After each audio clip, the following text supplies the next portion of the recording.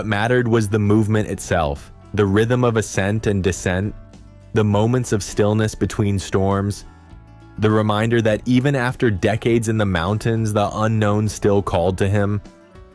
As the journey moved northward, fatigue became another landscape to navigate. He had spent over 20 days in continuous motion, his body living in a perpetual cycle of effort and recovery. The simplicity of his existence, eat, climb, descend, sleep, became its own kind of meditation. Then came Washington, and with it the final challenge, Mount Rainier. By the time Kilian reached the Pacific Northwest, the weather had turned unpredictable. Fresh snow had fallen on the upper slopes, transforming Rainier into a technical ascent far beyond the comfort of summer trails. It was a fitting finale, a mountain that demanded respect and precision. In the early light of October, he began the climb, alone again. Step by step, across glaciers fractured by crevasses, he moved upward into the thin air.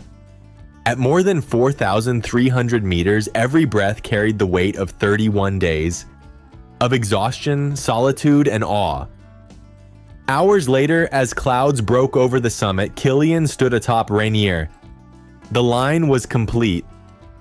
72 summits, 31 days, more than 5,000 kilometers covered, 4,000 by bike, 1,000 on foot, a total of 123,000 meters of elevation gain, the equivalent of climbing Mount Everest from sea level more than 13 times. And yet, standing on that final peak, what mattered most wasn't the number. It was the stillness. The feeling that after thousands of hours of movement, there was nothing left to chase, only gratitude. Back at camp, as the team celebrated with pizza, Kilian laughed quietly, reflecting on what he had just done. "I'm very happy," he said. "When I started, it was just an idea on a map.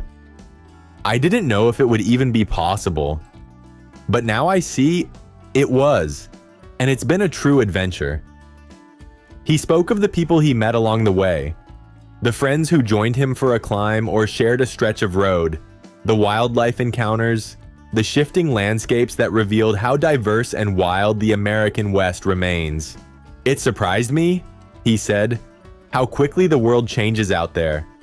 From deserts to forests, from snow to sun, and how moving only by your own power lets you feel that change in every muscle, every breath. The scale of states of elevation is difficult to comprehend. There were no checkpoints, no finish lines, no crowds. Only the constant dialogue between body and terrain. To link all 72 summits, Kilian climbed the equivalent of several Tour de France and dozens of marathons.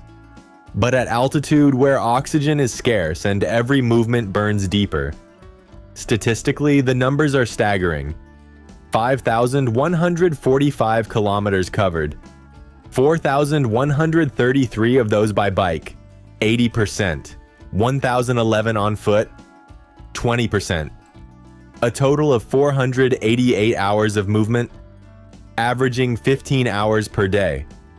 But beyond the numbers was something more profound: the rediscovery of connection. Throughout the project, Kilian's foundation, the Kilian Jornet Foundation, extended the journey beyond the mountains.